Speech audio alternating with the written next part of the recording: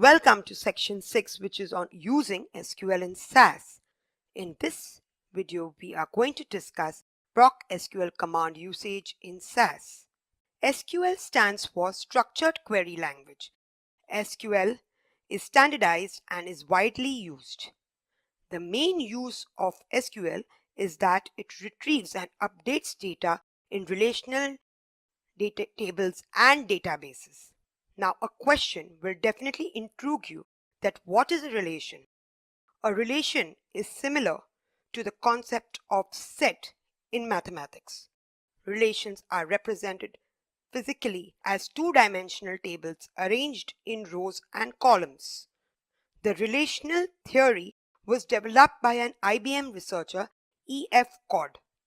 Primarily, it was implemented in a prototype called as System R at IBM. It evolved over time into commercial IBM products based on SQL. The SQL procedure in SAS is the base SAS implementation of structured query language.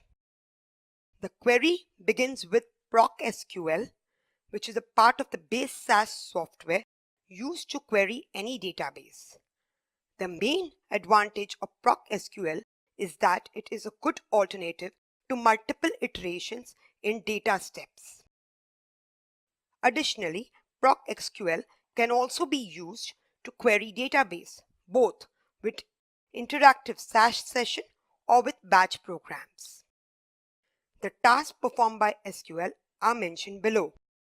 Generates reports and summary statistics, retrieving and combining data from tables, creating tables, updating data values in PROC SQL tables, updating and retrieving data from database, management system tables, modification of a PROC SQL table by adding, modifying, or dropping columns.